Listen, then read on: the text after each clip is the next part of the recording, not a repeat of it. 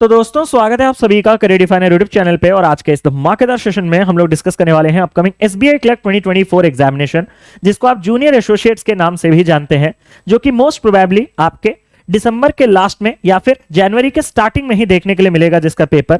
उसके लिए जो आने वाले 50 डेज आपके बचे हैं उसको हम किस तरीके से प्रोडक्टिवली और इफेक्टिवली इस्तेमाल करें ताकि अपने पहले ही अटेम्प्ट में हम इस पेपर को क्लियर कर पाए।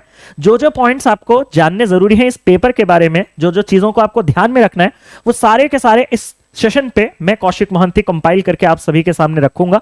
और हाँ, सेशन को बिल्कुल भी स्किप मत कीजिएगा, क्योंकि अगर आप बेस्ट आउट ऑफ बेस्ट इस सेशन से एक्सट्रैक्ट करना चाहते हैं तो हर एक पॉइंट आपके लिए इंपॉर्टेंट होने वाला है। मैं पूरी कोशिश करूंगा कि आपको टाइम स्टैम्प भी प्रोवाइड कर पाऊं, ताकि आपको जो जो चीजें अगर फ्यूचर में भी देखने हो तो आपको पूरा वीडियो देखना ना पड़े और आप उस पर्टिकुलर पार्ट को रेफर कर पाए। काफी इंपॉर्टेंट और इंटरेस्टिंग सा वीडियो रहेगा, सेशन को लास्ट तक देखिएगा। अभी तक अगर सेशन को लाइक और शेयर नहीं किया तो एक बार कर लीजिएगा। और हाँ, सेशन खत्म होने के बाद मुझे कमेंट करके जरूर से बताइएगा कि सेशन कैसा था और इससे आपको हेल्प मिला या नहीं। और आने वाले दिनों में आपको कैसे कैसे सेशन चाहिए उसके बारे में भी हम इस सेशन में बात करेंगे। और आप भी मुझे थोड़ा कमेंट करके उस रिगार्डिंग भी बताइएगा कि सर ऐसे सेशन चाहिए, ताकि मैं आने वाले दिनों के लिए प्रॉपर प्लानिंग कर सकूं।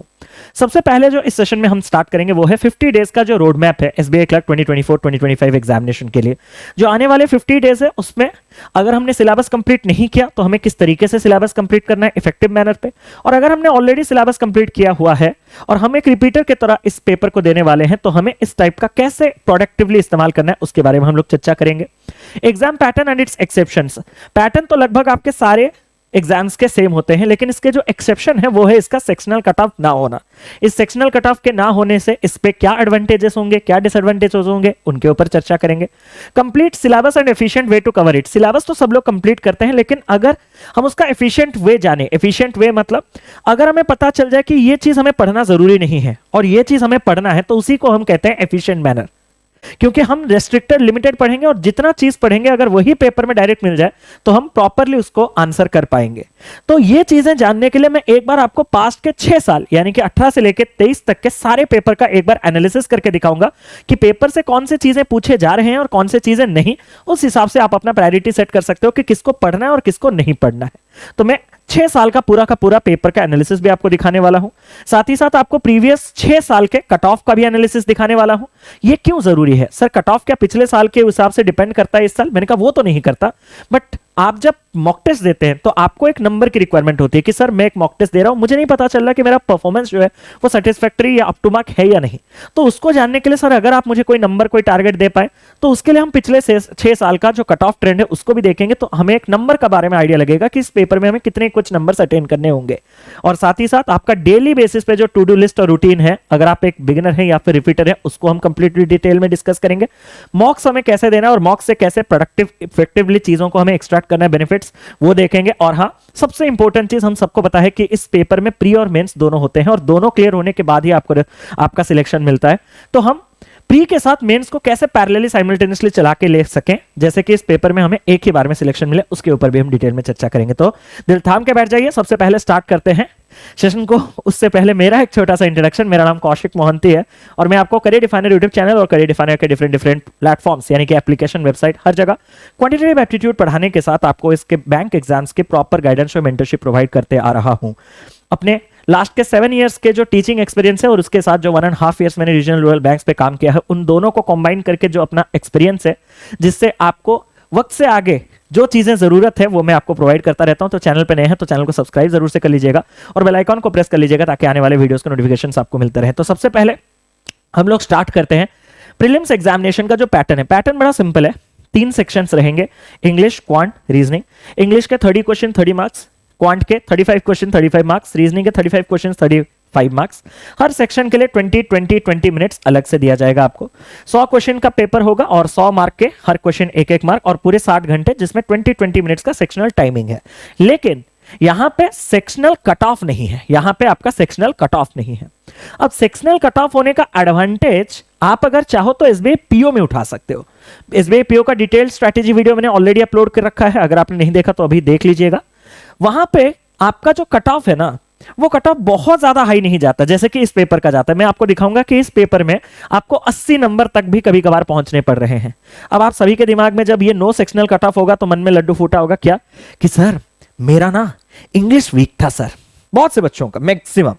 ये दोनों अच्छे हैं, अब आप इन दोनों में अगर अच्छे भी हैं तो 70 मार्क अगर पूरा का पूरा 20 मिनट में 35-35 करेंगे तब भी आपको इंग्लिश में एक मिनिमम 10-12 भी लाने पड़ सकते हैं अगर कट ऑफ 80-82 का गया, जो कि पास्ट में गया है। आप समझ रहे हो मेरी बात को? तो जब मैं 10 और 12 की बात कर रहा हूं वैसे ही आपका सेक्शनल कट ऑफ इंग्लिश का 10-12 उससे ज्यादा तो नहीं रहता। जब मैं आईबीपीएस क्लर्क की बात कर रहा हूं या फिर आरआरबी-पीओ वगैरह की, आरआरबी-पीओ में तो फिलहाल प्रीलिम्स में इंग्लिश नहीं होता, जब मैं आईबीपीएस क्लर्क की बात कर रहा हूं, आईबीपीएस पीओ के साथ तो कंपेयर करके क्लरिकल पेपर को कोई फायदा नहीं। आप पॉइंट को समझ रहे हो? तो यहां पे जब आपको ओवरऑल में इतने ज्यादा पुश करने पड़ते हैं तो अगर आपके यहां पे कोई एक सब्जेक्ट वीक है तो वहां आपको सेक्शनल कट ऑफ ना होने का कोई ज्यादा बेनिफिट नहीं होगा। ये तो मैंने इंग्लिश को लिया। आप में से अगर किसी बच्चे का मैथ्स वीक है कि सर मेरे तो क्वांट वीक है, तब तो और अलग लग पड़ेंगे आपके, क्योंकि यहां से ही आपको पूरे के पूरे अगर आप अटेम्प्ट करोगे तो 65 मार्क्स तक जा सकते हो। अब ओवरऑल का 80 का आंकड़ा पहुंचने के लिए यहां पे 15-17 मार्क्स तो लाने ही पड़ेंगे, और इसका सेक्शनल कट ऑफ अगर भी होता तो भी वो 10-11-12 नंबर से ज्यादा नहीं जाता। तो एडवांटेज तो ऐसा कुछ प्रीलिम्स में नहीं है, हो सकता है मेंस में कुछ है, उसके बारे में हम बात करेंगे। और डिसएडवांटेजेस की बात करें तो डिसएडवांटेज क्या ही हो सकता है? डिसएडवांटेज का तो कोई सीन ही नहीं उठ रहा, क्योंकि ये जो भी सिनेरियो है, जो भी सिचुएशन है, वो सबके लिए समान है। ऐसा तो डिसएडवांटेज का कोई चीज नहीं, बट जो एडवांटेज एसबीआई पीओ में आप इसका उठा सकते हो वो क्लरिकल पेपर में नहीं उठा सकते। उसका रीजन मैंने आपको बता दिया। ठीक है सर, अब क्या है? अब मैं इस जो पेपर के पैटर्न में जो 35 क्वेश्चन के क्वांट, 35 क्वेश्चन के रीजनिंग, 30 क्वेश्चन के जो इंग्लिश पूछे जाते हैं, वो कहां से पूछे जाते हैं, वो मैं पास्ट आपके 6 साल का आपके सामने रखने जा रहा हूं। सबसे पहले इंग्लिश से स्टार्ट करते हैं। इंग्लिश के अगर मैं बात करूं तो आपके रीडिंग कंप्रेhension हर साल आपको देखने के लिए मिलता है, और एवरेज अगर मैं लूं तो 7, 8, 9, तो 8 नंबर का एवरेज तो यहां पे चल ही रहा है। 2, 7, 2, 8, 9, 2, 9, तो मतलब आपका जो 8 है वो परफेक्ट एवरेज भी होगा, निकाल के देख लीजिएगा। तो अगर हम बात करें एरर डिटेक्शन की, तो हर बार आपको हर शिफ्ट में लगातार आपको एरर डिटेक्शन मिल रहा है। अगर इसका मैं एवरेज लूं तो 4, 5, 7, 8 भी कभी कभार पूछा गया, तो मैं इसको एक 5 मार्क का एवरेज लेके चल रहा हूं। क्लोज टेस्ट की बात करूं और फिल इन द ब्लैंक्स की बात करूं तो कभी फिल इन द ब्लैंक्स आया तो क्लोज टेस्ट नहीं, कभी क्लोज टेस्ट आया तो फिल इन द ब्लैंक्स नहीं, कभी फिल इन द ब्लैंक्स आया क्लोज टेस्ट नहीं, तो कभी दोनों ही दोनों आ गए। तो मिनिमम इससे मैं 5 मार्क का तो क्वेश्चन एक्सपेक्ट कर ही सकता हूं, चाहे वो फिल इन द ब्लैंक्स के फॉर्म में हो या फिर क्लोज टेस्ट के फॉर्म में हो। पैराजंबल 2 प्रकार के होते हैं, आपको पता है। या तो एक बड़ा सा पैराग्राफ है, उसी में ही आपको जंबलिंग करना होता है। एक बार आप सेट किए उसको तो उससे ही 5 क्वेश्चन आपको मिलेंगे कि फर्स्ट कौन है, सेकंड कौन है, फिफ्थ कौन है, थर्ड कौन है। और दूसरा आपका सेंटेंस रीअरेंजमेंट भी होता है, जिसमें एक एक क्वेश्चन होते हैं अलग अलग, सब अलग अलग, और एक ही क्वेश्चन में छोटे छोटे पार्ट्स देता है एक सेंटेंस का, और उसी को ही आपको रीअरेंज करके कंप्लीट सेंटेंस बनाना है, पूरा पैराग्राफ नहीं बनाना। तो वो कंपैरेटिवली थोड़ा इजी रहता है as compare to that paragraph 1। तो आपको दोनों ही पूछे गए हैं। जहां मैं 5 मार्क का पूरा क्यूमुलेटिव कह रहा हूं, वहां आपको पैराजंबलिंग पूछा गया, पैराग्राफ। और जहां सेंटेंस वाला चीज है वो आपके 5x1 के फॉर्म में और 4x1 के फॉर्म में। तो एवरेज इससे भी मैं अगर देखूं तो 5 मार्क का मैं ले सकता हूं। बाकी अगर मैं बात करूं मिसस्पेल्ड वर्ड या फिर ग्रामेटिकली इनकरेक्ट जो उस जगह पे होगा, या इनअप्रोप्रिएट वर्ड, वैसे टाइप के क्वेश्चंस आपको कभी कभार देखने के लिए मिलते हैं। और correct usage of the word एक ही चीज है। तो इन दोनों से आपको कभी यहां पे मिला है तो कभी यहां से मिला है, कभी वहां से मिला है, तो इनका भी एवरेज एक मैं 3 से 4 नंबर का एवरेज लेके चल सकता हूं, इनका भी। और साथ ही साथ अगर मैं बात करूं इडियम्स और फ्रेजेस का, कभी नहीं मैच द कॉलम, कभी नहीं फ्रेज रिप्लेसमेंट, व्हाट्सएप आपके 21-22 में पूछे गए हैं, तो इसको भी आप एवरेज लेके चल सकते हो कि इससे भी आ सकता है। बट अभी तक अगर मैं पेपर देखूं तो यहां से ही आपका मेजर पेपर बनेगा। वही आइडिया देने के लिए हम पिछले 6 साल का पेपर देख रहे हैं। आइडिया क्या है? 8, 5, 13, 13, 5, 18, 18, 5, 23, और यहां पे अगर मैं 26, 27 बात करूं तो 3 मार्क। अगर व्हाट्सएप की बात करूं तो ये आपका एक आइडियल पेपर साल 2024 में या फिर 25, अगर दिसंबर या जनवरी जब भी पेपर हो, तो ये एक आइडियल पेपर मिल सकता है कि यहां से 8, यहां 5, 5, 5, 3, 4 और 3। ये आपको तभी आइडिया लगता है जब आप पास्ट के 6 साल 7 साल के पेपर्स का एनालिसिस करो। इसी प्रकार से सेम चीज अभी हम करने वाले हैं रीजनिंग का, जैसे कि आपको आइडिया लग सके कि इस बार के पेपर में क्या कुछ आएगा और आपको किस पे फोकस करना है और किस पे नहीं। रीजनिंग सेक्शन की अगर अपन बात करें तो रीजनिंग सेक्शन में आपके इनइक्वालिटी लगभग हर बार आपको देखने के लिए मिल रहा है, और ज्यादा नहीं तो 3 मार्क कम से कम। सिलॉजिज्म आपको 2, 3, 5 ऐसे करके, तो एवरेज हम इसका 3 मार्क के चल सकते हैं। अल्फा न्यूमेरिक सीरीज हर बार आपको 5 मिल रहा है, तो इस बार भी अल्फा न्यूमेरिक सिंबॉलिक सीरीज जो है वो 5 मिल सकता है। कोडिंग डिकोडिंग कभी आता है कभी नहीं आता है। और ब्लड रिलेशन और डायरेक्शन सेंस टेस्ट में ये आइदर और होके आते हैं कि या तो आपका डायरेक्शन आएगा तो ब्लड नहीं, ब्लड आएगा तो डायरेक्शन नहीं, कभी एक साथ आ सकता है। तो इससे मैं एवरेज 3 मार्क, कोई एक तो मिनिमम आ ही रहा है वो मान के चल सकता हूं। मिसलेनियस के 1, 2, 3 तो मतलब 2 मार्क के यहां पे एवरेज आ रहे हैं। तो कोडिंग डिकोडिंग को मैं मैंडेटरी नहीं कर रहा हूं, क्योंकि यहीं से ही आपका मेजर पेपर यहां पे आपके पास कितना हो गया, 5, 3, 8, 3, 11, 11, 3 आपके पास हो गया 14, 14, 2 हो गया आपके पास 16। अगर मैं बात करूं तो यहां पे 16 मार्क्स का पेपर अगर यहीं पे हो चुका है तो बाकी आपके 18 का एवरेज 18 18 18 18 एक आइडियल 18 में आपको पजल्स मिल रहे हैं डायरेक्ट, 17 15 भी हो सकता है। तो यहां से अगर मैं 18 भी मान के चलो तो आपका पूरा पेपर 18 और 16 लगभग 34 35 मार्क का हो गया अगर एक मिसलेनियस एक्स्ट्रा मिल गया। तो मैं ये नहीं कहूंगा कि कोडिंग डिकोडिंग नहीं आएगा, कोडिंग डिकोडिंग अगर आएगा तो यहां से ब्लड रिलेशन या किसी से कोई ना कोई कॉम्प्रोमाइज होगा, या फिर यहां से आपके थोड़े मार्क्स आपके पजल्स अरेंजमेंट से एक आध खाएगा, उस तरीके से आ सकता है। लेकिन बाकी ये जो है ये फिक्स्ड है, या फिर 2-2 के आएंगे, यहां पे 3-3 हमने जो 6 हिसाब किया 2-2 4 होगा तो वहां से 2 मार्क, यहां से एक आध मार्क, ऐसे करके 5, क्योंकि वो कोडिंग डिकोडिंग चाइनीज डिकोडिंग होगा और चाइनीज कोडिंग आएगा मतलब 4 से 5 मिनिमम नंबर के आएंगे, वो 2-3 का कभी नहीं आएगा। तो यहां से एक आध कॉम्प्रोमाइज करके आ सकता है, बट वो भी इंपॉर्टेंट है। तो पेपर में क्या इंपॉर्टेंट है, इनइक्वालिटी, सिलॉक्स, alpha numeric series is must important. इसीलिए पेपर एनालिसिस करते हैं, क्योंकि अगर आपने अभी हाल ही में पेपर देखा होगा, 3 पेपर आपने दिया, आपको शायद किसी में अल्फा न्यूमेरिक सीरीज अभी तक देखने के लिए नहीं मिला होगा, तो आपको लग रहा है कि शायद वो नहीं आता है, बट वो आता है, ये एसबीआई क्लर्क में जरूर आता है। ठीक है, यही टाइप के चीजें आपको यहां से निकल के आते हैं। बाकी blood relation, direction sense test, coding decoding, puzzles, miscellaneous, ये तो कॉमन ही है। डेटा सफिशिएंसी यूजुअली नहीं आ रहा है क्लरिकल पेपर में, बहुत पास्ट में आया था, बट बी प्रिपेयर्ड। तो आइडियल पेपर कैसे क्या बनेगा मैंने उसके बारे में आपको एक आइडिया दे दिया। क्वांट का पेपर वेरी बैलेंस्ड, क्या 15 मार्क के स्ट्रेट आप सिंप्लीफिकेशन मान के चलो। क्यों? क्योंकि 23 22 21 लगातार 3 साल से वही हो रहा है। उससे पहले लगातार 10 10 10 करके वो इधर इधर 5 5 5 5 दे रहा था, बट जब उसने सिंप्लीफिकेशन पे 15 मार्क शिफ्ट किया तो वो बाकी नंबर सीरीज क्वाड्रेटिक 2 पेयर का नहीं दे रहा, वो इनमें से कोई एक, खासकर वो सीरीज पे ज्यादा फोकस कर रहा है। मतलब 15 5 ये एक आइडियल कॉम्बिनेशन है 20। दूसरा एक सेकंड आइडियल कॉम्बिनेशन क्या हो सकता है, 15 का सिंप्लीफिकेशन और 5 क्वेश्चन का क्वाड्रेटिक।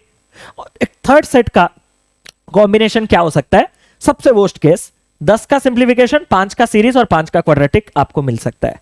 बट ओवरऑल अगर हम देखें तो 20 मार्क का आपको स्पीड मैथ मिल रहा है, एक ही सेट डीआई मिलता है।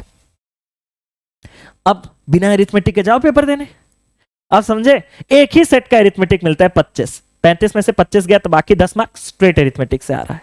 तो ये एक बहुत बैलेंस पेपर है, 20 का स्पीड मैथ, 5 का डीआई 25, 10 का अरिथमेटिक, 35 मार्क के क्वेश्चंस आपको इसी प्रकार से भी इस बार भी देखने के लिए मिलेंगे। हाँ, 1-2 मार्क का इधर उधर हो सकता है, ये तो आइडियल की बात करते हैं।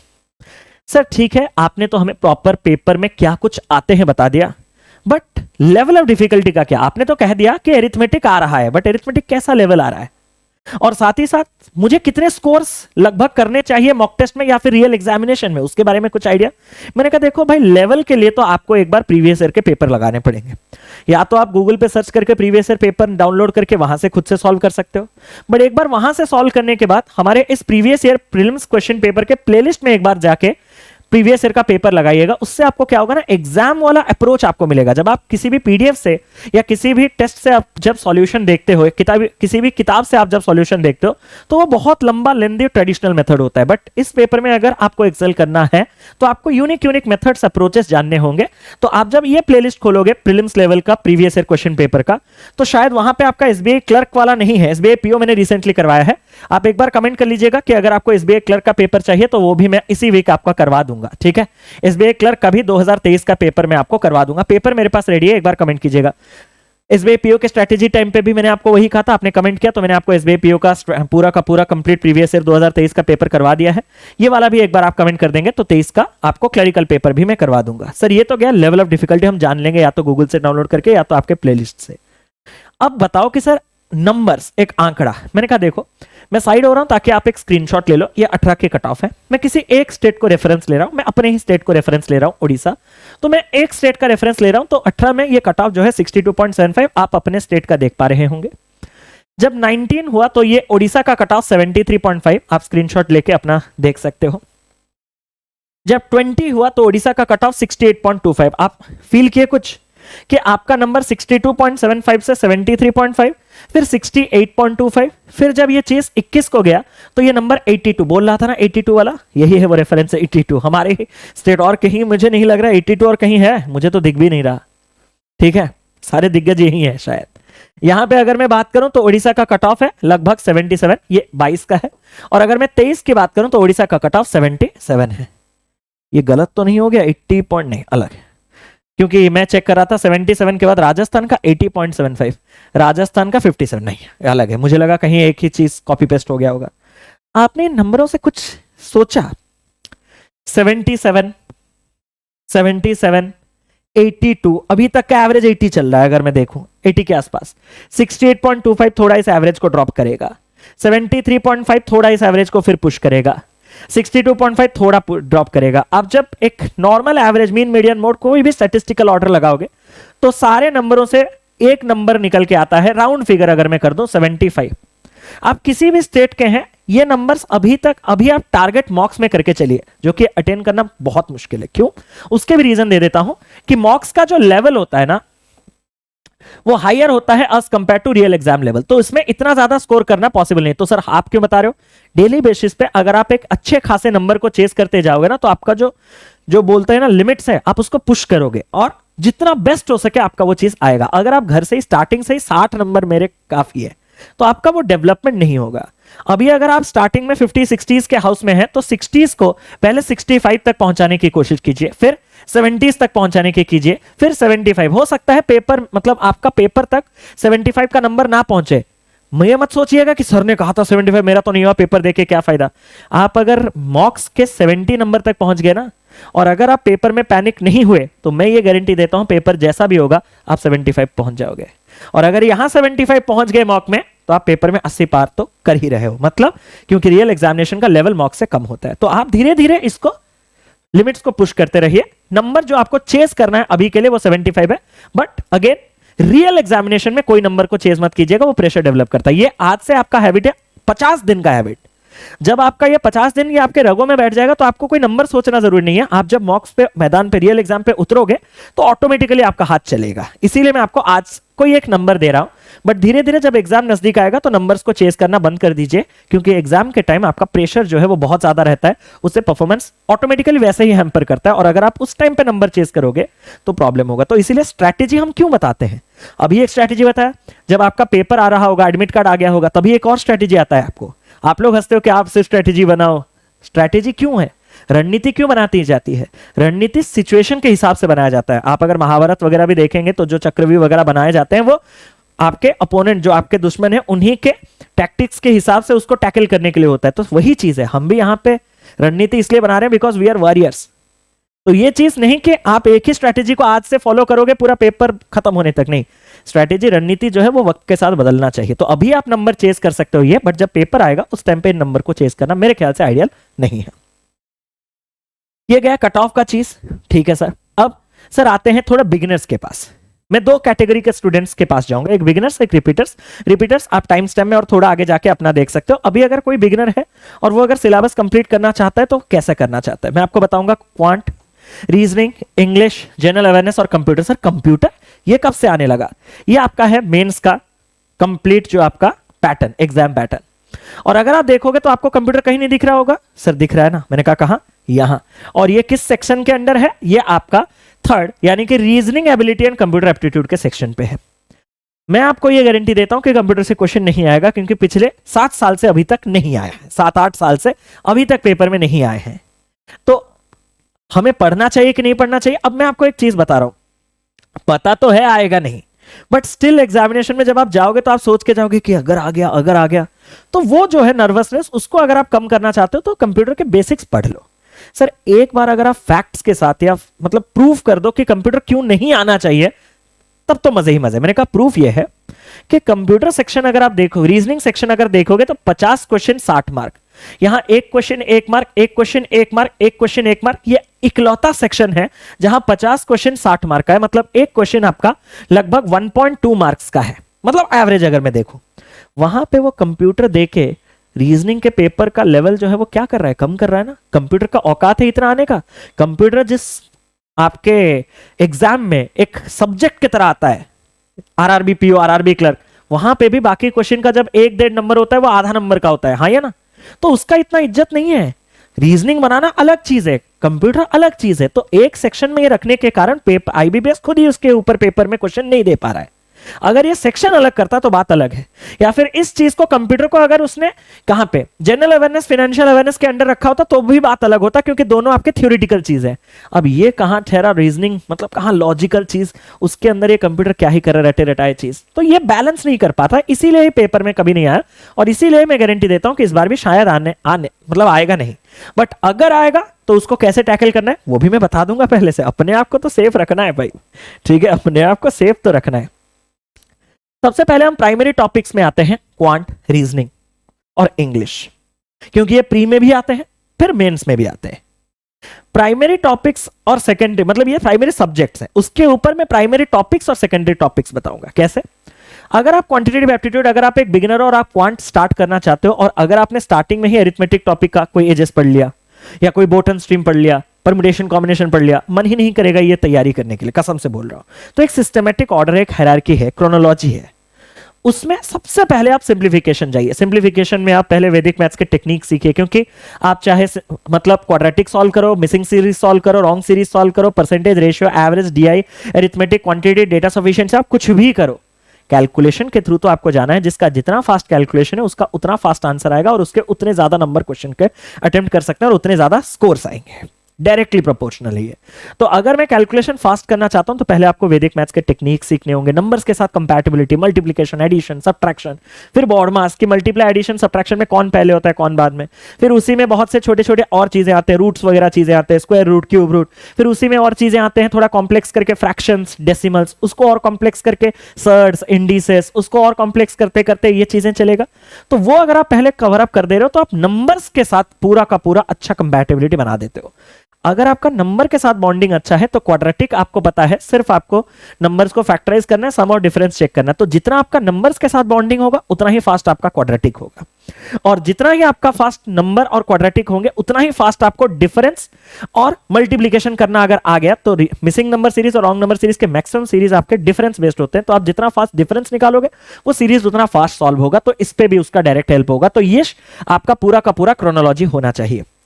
इन्हीं को सबसे पहले स्टार्ट अगर आप कर दोगे तो एक तो नंबर्स के साथ बॉन्डिंग, एक के साथ एक वो डिपेंडेंट होके चलते रहेंगे, और 20 मार्क का आपका जो स्कोर है पेपर वो यहीं से आएगा। उसके बाद बाकी के 15, अब बाकी के 15 में 5 मार्क डीआई है, लेकिन डीआई को डायरेक्ट मत जाइएगा। एरिथमेटिक के 3 टॉपिक्स, परसेंटेज, रेशियो और एवरेज, इनको कंप्लीट करने से आपको एक डीआई को सॉल्व करने के 2 तरीके होते हैं, एक होता है आम तरीका, एक होता है मिनटोज जिंदगी, आम जिंदगी, मिनटोज जिंदगी। तो आम जिंदगी आप घिसे पिटे तरीके से करोगे तो एक 5 क्वेश्चन करने के लिए आपको 6-7 मिनट भी लग जा सकता है, बट अगर आप वहां पे प्रॉपर चीजें लगाओगे, टेक्निक्स लगाओगे, रेशियो के, एवरेज के, परसेंटेज के, तो वही 5 क्वेश्चन जो आपके 5-6 मिनट या 7 मिनट तक जाते थे वो 3, 3.5-4 मिनट के अंदर भी होने लगेंगे। तो ये टेक्निक्स को पहले जानने के बाद अगर आप डीआई जाओगे तो वो आपको हेल्प करेगा। 25 मार्क सिक्योर, उसके बाद आप 10 मार्क के पास जाना जो कि होते हैं बाकी के अरिथमेटिक टॉपिक्स, क्योंकि बिना परसेंटेज, रेशियो, एवरेज के आप बाकी अरिथमेटिक टॉपिक्स में वैसे भी नहीं घुस सकते। तो यहां से आप अपना स्टेप क्या करोगे, मैं उस पर नहीं घुसना चाहता। परसेंटेज, रेशियो, एवरेज पढ़ने के बाद आप डीआई 5 मार्क के लिए जाना चाहते हो या 10 मार्क के लिए बाकी अरिथमेटिक टॉपिक्स के लिए जाना चाहते हो। एंड वंस ये पूरा का पूरा सिलेबस आपका कंप्लीट हो गया, क्वांटिटी कंपैरिजन, डेटा सफिशिएंसी उन्हीं के ही पार्ट्स है। जब आप किसी से भी सिलेबस कंप्लीट करेंगे तो इन दोनों के बारे में आपको आइडिया होता रहेगा, और इसको टॉपिक के साथ भी धीरे धीरे आइडिया आप कलेक्ट करोगे और लास्ट में कंप्लीट अलग से एक बार पढ़ोगे। तो ये होना चाहिए प्रॉपर आपका सीक्वेंस क्वांट के लिए। ठीक है सर, एक बार रीजनिंग का बता दो। जैसे सिंप्लीफिकेशन आपको नंबर्स के साथ बॉन्डिंग देता है, वैसा ही अल्फा न्यूमेरिक सीरीज आपको रीजनिंग के नंबर्स, कोड्स, जो आपके सिंबल्स, अल्फाबेट्स, इनका बॉन्डिंग देता है। यहां से स्टार्ट करोगे तो आपको लगेगा अच्छा रीजनिंग ये सारी चीजें हैं, क्योंकि आप जब मेंस में आओगे तो आपको बहुत सी चीजें कोडेड वर्ड में मिलेंगे, यानी कि सिंबॉलिक फॉर्म में मिलेंगे। तो आप डे 1 से खुद को वहीं से कंफर्टेबल अगर कर दिए। सेकंड टॉपिक आपका इनइक्वालिटी है, जहां पे आप साइंस के साथ कंफर्टेबल होगे, ग्रेटर, लेस, ग्रेटर, इक्वल, जो कि आपको ऑर्डर रैंकिंग में भी हेल्प करेगा। फिर आप जाओगे थोड़ा, आपको ये दोनों इजी टॉपिक्स कंप्लीट करने के बाद आपको थोड़ा कॉन्फिडेंस होगा कि नहीं reasoning is my cup of T, reasoning को मैं समेट लूंगा। तब एक जब आप हाई लेवल टॉपिक को जाओगे तो शायद वो कॉन्फिडेंस आपको हेल्प कर सकता है उसको ग्रास्प करने के लिए, क्योंकि जरूरी है ग्रास्प करना, क्योंकि सिलॉजिज्म से क्वेश्चन डेफिनेटली आएंगे और कम टाइम में क्वेश्चंस बनते हैं, इसलिए इसको हम स्किप तो कभी नहीं कर सकते। तो ये टॉपिक के बाद फिर आप कोडिंग डिकोडिंग पे आ जाइएगा, क्योंकि इन्हीं से आपके मेजर क्वेश्चंस आ रहे हैं। आपने देखा, अगर मैं इसमें ब्लड रिलेशन और डायरेक्शन सेंस टेस्ट मिला दूं और मिसलेनियस का भी चीज मिला दूं तो पूरा हाफ ऑफ द पेपर आपका यहां से आएगा। 35 का हाफ लगभग 17.5, 17-18 मार्क के क्वेश्चन यहां से आएंगे। और आपको मैंने एवरेज दिखाया था कि बाकी जो पजल्स अरेंजमेंट्स हैं उससे आपके बाकी के हाफ क्वेश्चंस आते हैं। तो पहले ये हाफ सिक्योर करने के बाद ही इस हाफ को जाइए, क्योंकि इन हाफ में स्टकिंग सिर्फ यहां होता है और उसके बाद अगर स्टकिंग है तो वो यहां होता है। हायरार्की में कहूं सबसे, अगर यहां पे कंपेयर करेंगे तो स्टक अगर हो तो, क्योंकि आजकल के मैंने पिछले 2 साल से ये देखा हुआ है कि चाहे पीओ का पेपर हो या क्लर्क का पेपर हो, ब्लड रिलेशन ट्रिकी दे रहा है, तो शायद वहां पे फंसने के चांसेस है। और उसके बाद अगर सेकंड वर्ड डायरेक्शन में, ये आपकी का गलती, डायरेक्शन में अगर आप फंसोगे इट्स कंप्लीटली योर फॉल्ट, वहां पे कोई ट्रिकी चीज हो ही नहीं सकता, खासकर क्लरिकल प्रीलिम्स लेवल में। तो वहां पे अगर आप पेशेंटली करोगे चीजों को काम क्वाइट करके, तो वहां पे भी आपके एरर्स नहीं होंगे। और ये जो चीजें हैं यहां पे तो फंसना ही नहीं है अगर आपके अच्छे से क्लियर है। बट ये जो बाकी का हाफ है पजल्स और अरेंजमेंट्स, यहां पे हो सकता है आप सारे के सारे पजल्स में फंस सको, हो सकता है आपके जो 3 से 4 पजल्स आएंगे उसमें से एक आध में आप ना फंसो, बाकी में फंस सको। तो यहां पे फंसने के चांसेस थोड़े ज्यादा रहते हैं, थोड़ा कॉम्प्लेक्स टॉपिक है, इसीलिए मैं आपको सजेस्ट करूंगा प्राइमरी इन टॉपिक्स को कवर अप करने के बाद ही अपना आधा स्कोर, जैसे वहां पे मैंने एक एक करके बताया था, अपना आधा 17-18 नंबर पक्के करने के बाद ही इन टॉपिक्स पे आइएगा। एंड जैसे वहां क्वांटिटी कंपैरिजन, डेटा सफिशिएंसी बहुत ही टर्शियरी लेवल पे पहुंच गए थे, सेकेंडरी तो नहीं टर्शियरी, यहां पे भी आपके machine input output, coded reasoning, ये आपके टर्शियरी, इनको बस ओवरलुक करके जाइए इन केस, क्योंकि क्लरिकल प्री में आज तक नहीं आया, इन केस अगर आ जाए, क्योंकि पीओ प्री में पास्ट में, बहुत पास्ट में इस पीओ ने दिखाया था आपको पीओ प्री में मशीन इनपुट आउटपुट, और अगर आएगा ना तो वो 2-2 वर्ड के, मतलब 21 को उल्टा के 12 कर देगा, 12 का स्क्वायर 144, ऐसे करते करते वो छोटे छोटे चीजें चलेंगे। तो देख लीजिएगा, बिना देखे पेपर में मत घुस जाइएगा, देखने से कॉन्फिडेंस है, क्योंकि आने तो ये मेंस में वैसे ही वाले हैं, आने तो ये मेंस में वैसे ही वाले, तो एक बार खत्म क्यों ना हो जाए। सीक्वेंस बता लिया सर, सीक्वेंस तो बता दिया, कहां से पढ़ेंगे एक बार वो भी बता दो। मैंने कहा देखो, अगर क्वांट की बात कर रहे हैं तो आप हमसे पढ़ सकते हैं।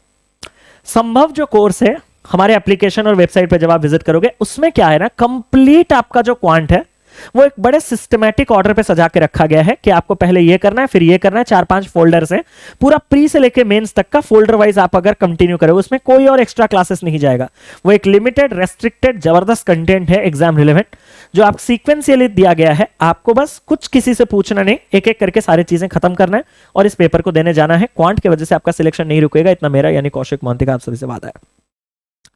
इसके बाद हो सकता है आपको प्रैक्टिस की रिक्वायरमेंट पड़े, बट पहले इसको खत्म करो। अगर आपको ऑलरेडी कंप्लीट कर रखे हो और प्रैक्टिस चाहिए तो आप हमारे साधना बैच पे आ सकते हो। यहां पे हमारा हमेशा प्रैक्टिस, साल भर प्रैक्टिस चलता है क्वांट का, जबरदस्त, प्री मेन सबका, एग्जाम टू एग्जाम जब वेरी करता है तो हमारे प्रैक्टिस सेशंस पे उस अकॉर्डिंग बदलते रहते हैं। और अगर आपको चाहिए नहीं सर यहां पे खाली प्रैक्टिस होता है, यहां पे आपका फाउंडेशन है, मुझे अगर आपके थोड़े थोड़े फाउंडेशन भी कुछ कुछ देखना है, कुछ कुछ प्रैक्टिस करना है, ऐसे तो संपूर्ण ले लीजिएगा, कॉस्ट इफेक्टिव वे में आपको संभव साधना सारे के सारे मेरे जितने भी कोर्सेज, जितने भी क्लासेस, जितने भी पीडीएफ, जितने भी कंटेंट है, सबका एक्सेस आपको संपूर्ण में मिल जाएगा। बाकी सर ये जो कोर्सेस है ना, इनके प्राइसेस अगर सर मुझे ठीक नहीं लग रहे, थोड़ा ज्यादा मुझे मेरे हिसाब से अफोर्डेबिलिटी का इश्यू आ रहा है, तो मैंने कहा देखो अगर आप कंप्लीट संभव लोगे तो आपको ये कॉस्टिंग आ रहा है, बट उसी संभव को अगर आप एक साथ ना लेके, और उसमें हाँ 1 साल का वैलिडिटी है, अगर आप छोटे छोटे कि नहीं सर एक साथ में इतना पैसा देना अभी पॉसिबल नहीं हो पा रहा है, मैं छोटे छोटे कवर करके जाऊंगा, तो आपको पहले अगर नंबर सिस्टम पढ़ना है तो आप ये शून्य का कोर्स ले लीजिएगा। आप फिर स्पीड मैथ्स पढ़ना है, आपके simplification, approximation, quadratic number series, तो आप ये गति वाला कोर्स ले लीजिएगा। और उनके वैलिडिटी मैंने जानबूझ के 1 मंथ रखे ताकि आप उसमें कवर अप कर पाओ वो चीजों को, और इतना टाइम आपके पास है नहीं, 2 महीने अगर आप इसी को कंप्लीट करते रह जाओगे पेपर खत्म हो जाएगा। फिर आप ये दोनों कंप्लीट करने के बाद सर मुझे ना थोड़ा डेटा इंटरप्रिटेशन पढ़ना है या फिर एरिथमेटिक के 3 टॉपिक्स पढ़ने, तो एरिथमेटिक के लिए आप निश्चय कोर्स ले सकते हो, उसमें परसेंटेज रेशियो एवरेज पढ़ लिया, फिर सूत्र कोर्स से आपका complete basic to advance data interpretation है, वहां से आपने डीआई कंप्लीट कर लिया। अगर ये सब कंप्लीट कर लिया सर मुझे अभी मेंस का प्रैक्टिस चाहिए, तो ये, तो आपको ये भी कोशिश की गई है कि कम से कम प्राइसेस में सारी चीजें प्रोवाइड करने की, तो ये इंडिविजुअल है, बट टुगेदर इससे ज्यादा बढ़ जाएगा। तो I will be suggesting you to go with Sambhav, और द बेस्ट इज संपूर्ण, और one stop solution for quant. खत्म सर, बहुत हो गया आपका कोर्स वगैरह बेचना, अब थोड़ा आओ प्रैक्टिकल। मैं कोर्स ले ही नहीं सकता, नॉट ऑल्सो जो 99 वो भी नहीं ले सकता। मैंने कहा ठीक है, आपके लिए complete quant for bank exams YouTube पे भी रखा गया है, इसको तो मैंने कहीं नहीं लिया, हटाया नहीं।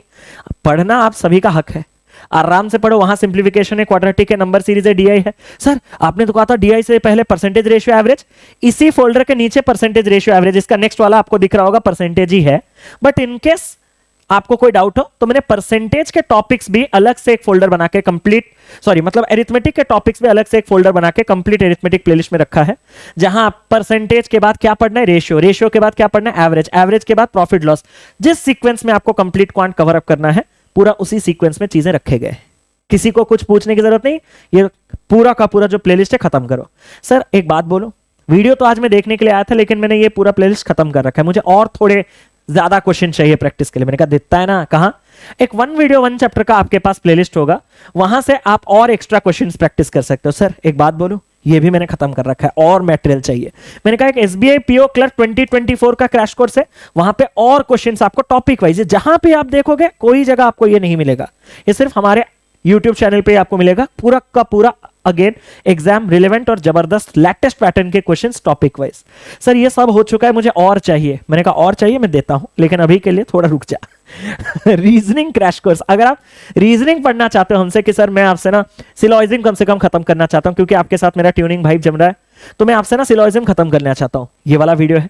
सर आपसे सिटिंग अरेंजमेंट सीखना चाहता हूं, पजल सीखना चाहता हूं, अल्फा न्यूमेरिक सीखना चाहता हूं, इनइक्वालिटी सीखना चाहता हूं, यहां पे भी आपके वीडियोस हैं।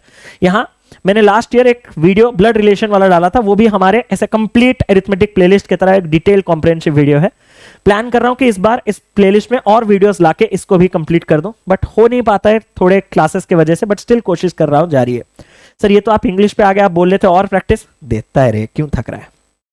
सर अभी अगर मुझे इंग्लिश कंप्लीट करना है तो इंग्लिश कैसे करूं? देखो इंग्लिश के लिए आप किसी एजुकेटर को पिक करो।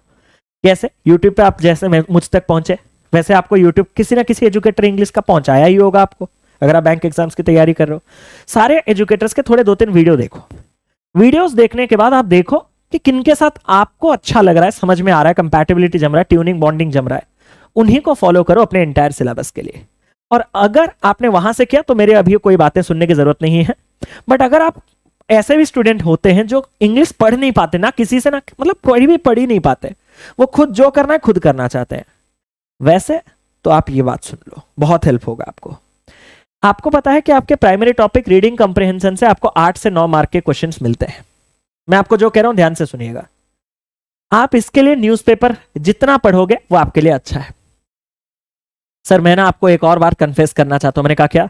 Newspaper reading is not my cup of T. मैंने कहा भाई चलो, मेरे कैटेगरी का है, इसको अभी तो फिर स्किप कर, अब तो अपना फोकस ग्रामर पे रख। सर ग्रामर पे तो रखूंगा, लेकिन कैसे? देखो मैं जैसा कह रहा हूं, ध्यान से सुनिएगा।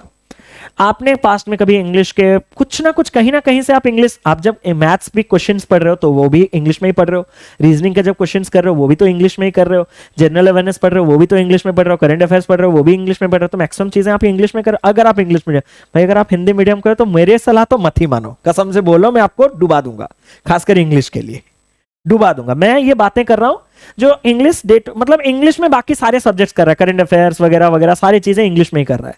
तो मतलब कहीं ना कहीं इतना तो आप में बॉन्डिंग हो चुका है इंग्लिश के साथ कि आप में कुछ ग्रामर ऑटोमेटिकली डेवलप हो चुके हैं। आपने मूवीज देखा या कुछ जो भी है, उससे क्या होता है ना, जब एरर डिटेक्शन का कोई क्वेश्चन होता है तो आप जब क्वेश्चन पढ़ते हो ना तो आपको फील आता है कि यहां पे गलती हो रहा है या फिर यहां पे कुछ ना कुछ गड़बड़ लग रहा है, ये सेंटेंस सही नहीं जम रहा है। तो वैसे करके आप एरर डिटेक्शन कीजिए मॉक्स में।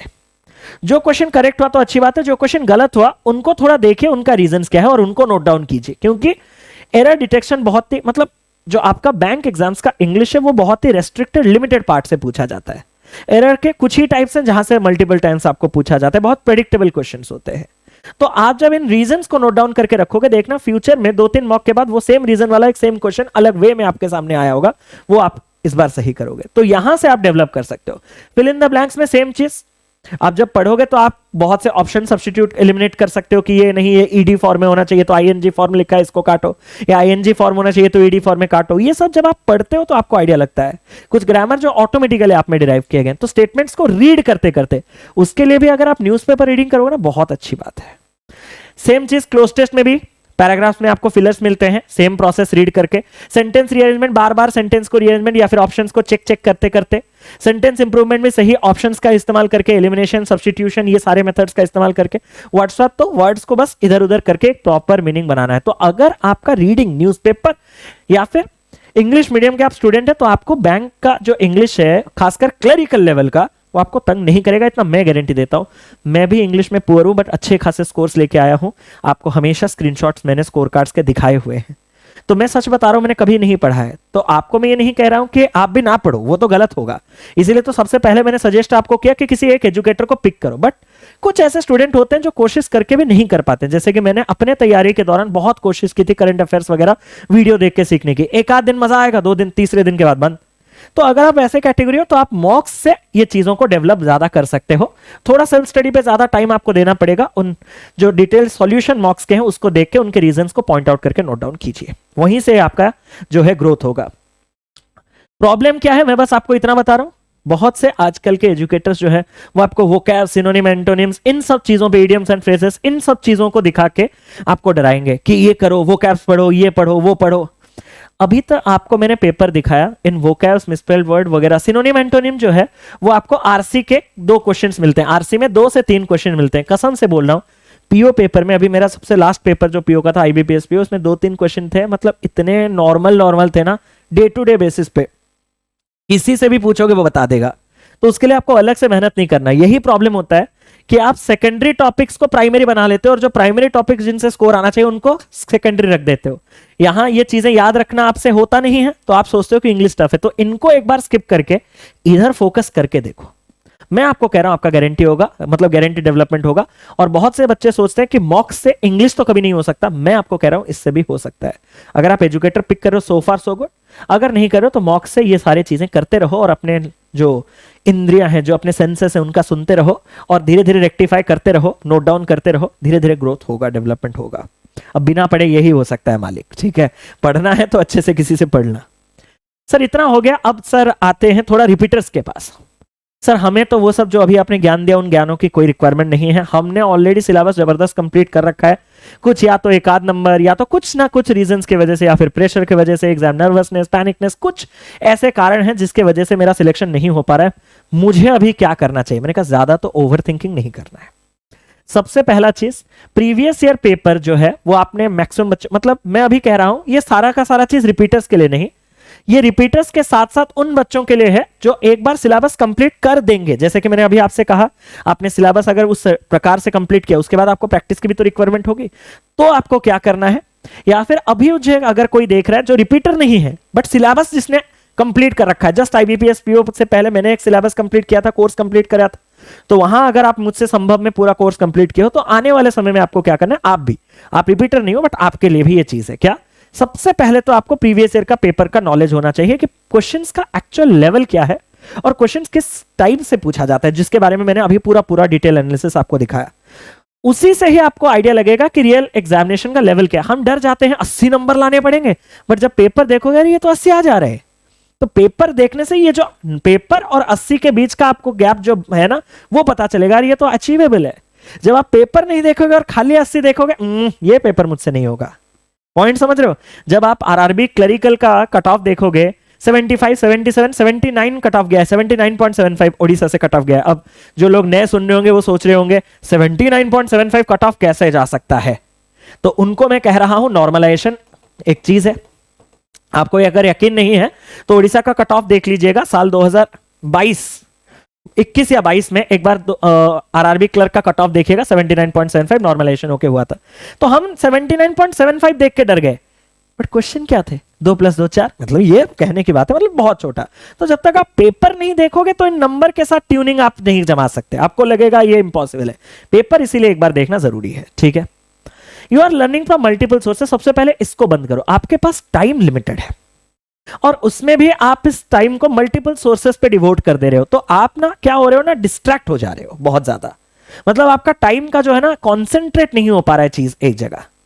तो इसलिए सबसे पहला चीज है ये चीज अवॉइड कीजिए। जैसे कि रीजनिंग आपने यहां से कर लिया, वहां से कर लिया, वहां से कर लिया। अगर आपने 3 जगह से रीजनिंग किया, 4 जगह से मैथ्स किया, 2 जगह से इंग्लिश किया, 5 जगह से करंट अफेयर्स किया, तो मुझे आप बताओ कि आप कर क्या रहे हो?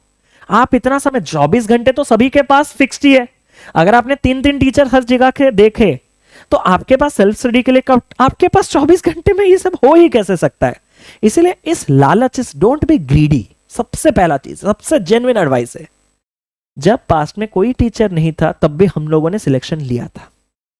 तो मतलब आपको फॉलो ना करें, कंप्लीट आपका कॉल है, मैं वो नहीं कह रहा, कि एक, मैं ये कह रहा हूं कि एक टीचर, हम भी जब पास्ट में कोई टीचर नहीं था, मैं भी तो किसी एक ही टीचर के पास गया था ना, एक कोचिंग इंस्टीट्यूट के पास, तो एक टीचर तो चाहिए। 2 टीचर, 3 टीचर, 4 टीचर की रिक्वायरमेंट नहीं है। हाँ, कभी कभार आप उस लेवल पे पहुंच चुके हो कि जहां आपको प्री क्लियर करने के लिए कोई प्रॉब्लम नहीं, मेंस के लिए थोड़े हाँ एक्स्ट्रा कंटेंट हमने यहां से वहां से गैदर कर लिया, वो बात अलग है। बट आप पढ़ने का बेसिक से स्टार्ट करते हो गलत से, प्रैक्टिस डेली बेसिस पर प्रैक्टिस करते हो अलग अलग सोर्सेस से, तो उससे क्या होता है ना, आपका मेथड क्लीन नहीं हो पाता है। आप सिर्फ ब्लेम करते रहते हो। आप इधर जाके ब्लेम करोगे, सर आप जो मेथड समझा रहे हो वो मैं नहीं लगा पा रहा, उधर जाके वही चीज बोले आप जो मेथड, तो दो मेथड्स देख रहा है, 2 मेथड्स, इसीलिए तो तेरा जो प्रॉब्लम वहीं से स्टार्ट हुआ है। तो किसी एक मेथड पे फोकस करेगा तभी ना होगा। आप टीचर नहीं हो, आप अभी स्टूडेंट हो, आपको टीचर बनने के लिए टाइम लगेगा। जब आप टीचर बन जाओगे तो 2 के 5 मेथड, जैसे मैं एक क्वेश्चन को 7-7 मेथड में करके दिखाता हूं, आपको मैंने किया हुआ है। जो भी क्वेश्चन आप लाओ 3, 4, 5, 6 मेथड में कर देता हूं आराम से। तो वो चीज आपको नहीं करना है, आपको सिर्फ सिलेक्शन लेके जाना है। तो इसलिए आप लिमिटेड पढ़िए, रेस्ट्रिक्टेड पढ़िए। उससे क्या होता है ना, आपको टाइम जो है बहुत ज्यादा निकल के आता है सेल्फ स्टडी के लिए, रिविजन के लिए, और कॉन्फिडेंस बढ़ता है। मल्टीपल जगह जाओगे, कंफ्यूज ज्यादा होगे, तो आपका जो एफिशिएंसी, प्रोडक्टिविटी वो कम होता है। तो ये मेरे तरफ से सजेशन था पर्सनल, बाकी ये आपका कॉल है। यूट्यूब इज फ्री, आराम से आप जो करना है करो। Next come to PDF bundle for syllabus completion and extra practice. अब जब आप मल्टीपल टीचर्स के पास जाते हो, एक चीज मैं आपको बताना चाहता हूं, पिछले वीडियो में ये पॉइंट मैंने बहुत अच्छे से क्लियर नहीं कर पाया था, अब बता रहा हूं इसको। इसका एक और चीज है, जब आप मल्टीपल जगह से पढ़ते हो तो आपको मल्टीपल एजुकेटर्स मल्टीपल पीडीएफ देते हैं। आपने मेरा एक क्लास किया, मैं टेलीग्राम पे एक क्लास का पीडीएफ दिया, किसी और का क्लास किया, तो आप पीडीएफ पे पीडीएफ बहुत ज्यादा मल्टीपल पीडीएफ आपके पास आ जाता है। क्या होता है ना, आपके पास पीडीएफ है इतने बहुत ज्यादा, और पेपर से पहले आपने उसमें से सिर्फ 5 या 10% ही कंप्लीट किया है, तो आपको वहां पे ना 90% ना कर पाने का जो डर है, फियर है, वो आपका पेपर हैम्पर कर देता है कि यार मैं तो बहुत कम प्रिपेयर्ड हूं। तो जब आप रेस्ट्रिक्टेड पढ़ते हो एक ही जगह पे, तो आपके पास लिमिटेड पीडीएफ होते हैं जिसको आप कंप्लीट करके जा सकते हो।